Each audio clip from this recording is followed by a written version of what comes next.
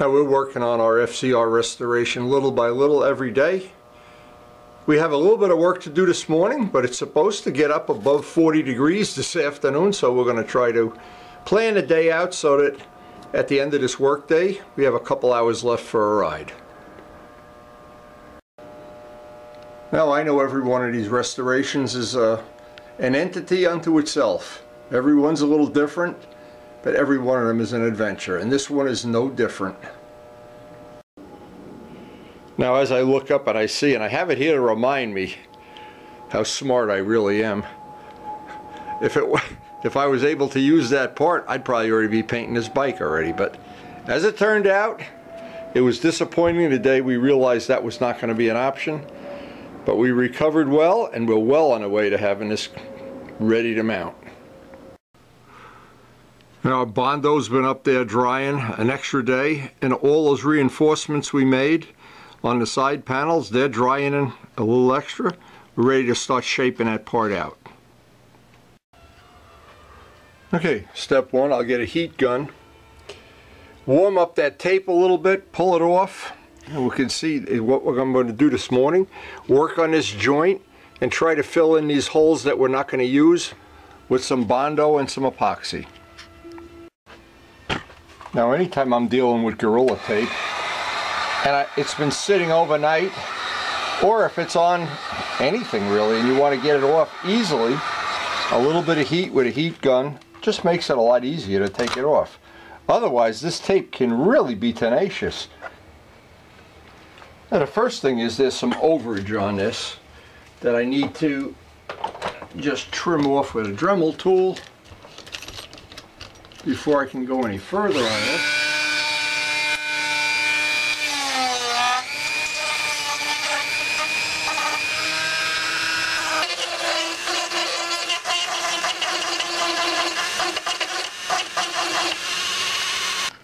Now what's happened that's really nice, it's free lunch in fact, the hole, we've eliminated this bracket on the motorcycle by gluing this part in. So this part filled with the epoxy, this one I'm going to have to fill with some Bondo I guess, but I've got enough of a surface area there, and so by this filling in behind the carbon fiber reinforcement that went all through the whole part, that'll definitely be in our favor right now. If you look down this edge, what I'm going to try to do is with a sanding block, true this edge up with a long straight sanding block and get any high spots out of it that I possibly can. Now this is a special tool that I have from modeling days. It's called a Permagrit. It's tungsten carbide on both sides. It's used for a lot of things, but for this purpose it's perfect. Because what it'll give us is a long, straight, true edge. Now that definitely helped get that was starting off with a straight line, a relatively straight line. Now from this point on I want to do this with a hard block first, then a soft block. I've got basically the shape I want, but I want to get that a nice smooth radius in there. So I'm using 180 grit paper. I decided to do some of this outside because number one, the cell is getting good and dusty from all the sanding. A lot of the sanding you don't see because I do it off camera. Anyway, once I get this shaped in, now the trick is going to be this joint I want to do with thin CA first and then thick CA, because that'll be like glass. It'll be razor like a hard surface. And boy, there's a tremendous amount of sanding going into this, but the end result is I hope it's really going to be, it'll be one of the focal points of the motorcycle. So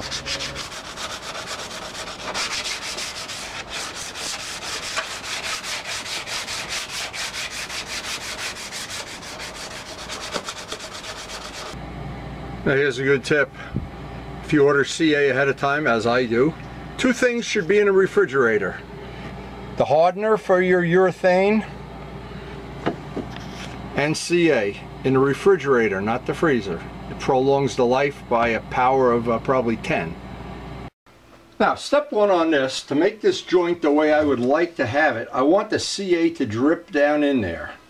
Now, the thin CA is capillary, so what's going to happen is it's going to penetrate down deep, and in 10 seconds, 15 seconds later, what's going to happen, it's going to kick off and it'll firm up any joint, hopefully keep it from having any chance of cracking in the future. Now, what's going to happen if I don't do this correctly, if I were to just put the thick CA in there, well, what's going to happen, and it's not going to be capillary enough to get down in there.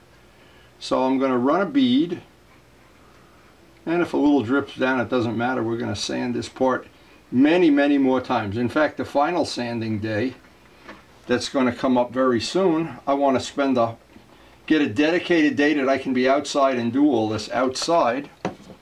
And while that's drying, now I'm going to let that sit without kicking it off, because I want it to go down and penetrate into that joint as much as possible. Once I know that's dry, I'll put the same bead with thick CA on there. Then I can sand it, look for the low spots, dress it off, sand it. And I've been doing most of the sanding outside today. It's turned out to be a pretty nice day. Cold, but a nice day.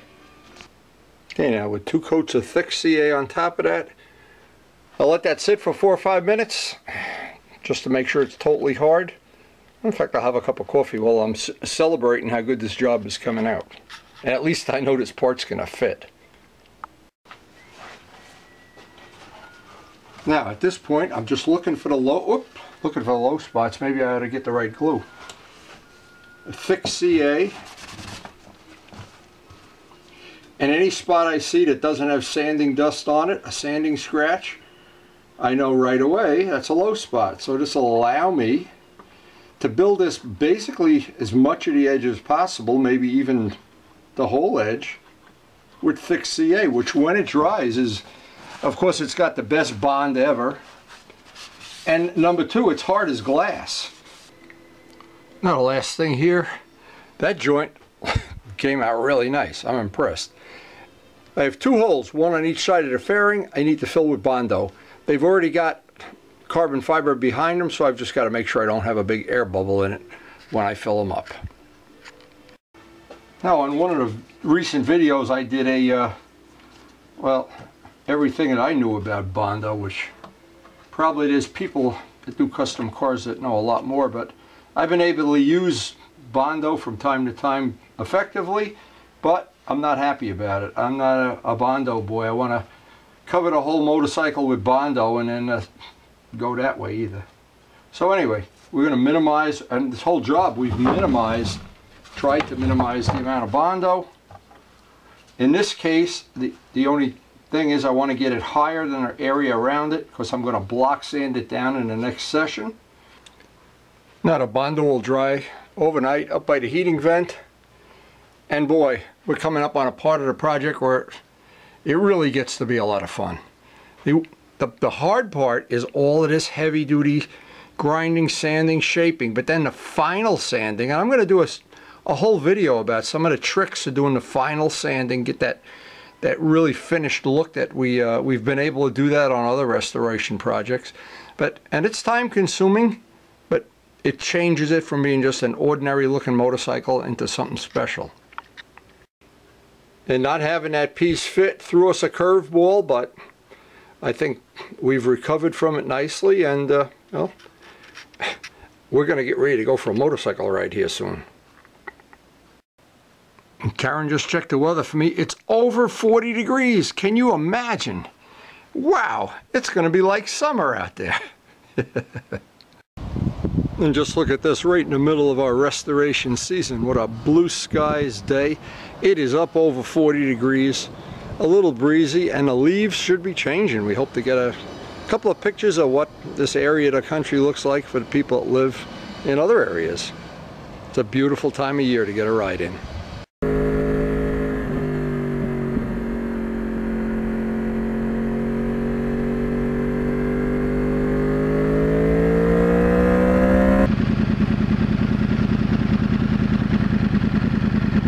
Oh, the leaves are all starting to turn up here. Oh my God, it's beautiful.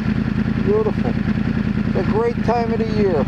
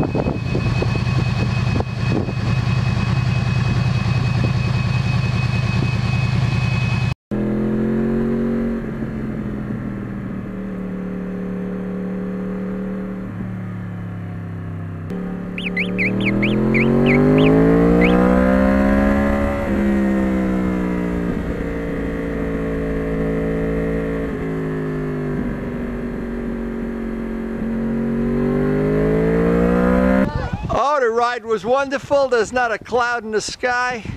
It must be up to 48 degrees or something now. That's so. Put the coffee on immediately. Hit the coffee button. I'm so cold I could die. You don't see it on the video, but it is cold. But hey, the leaves are changing.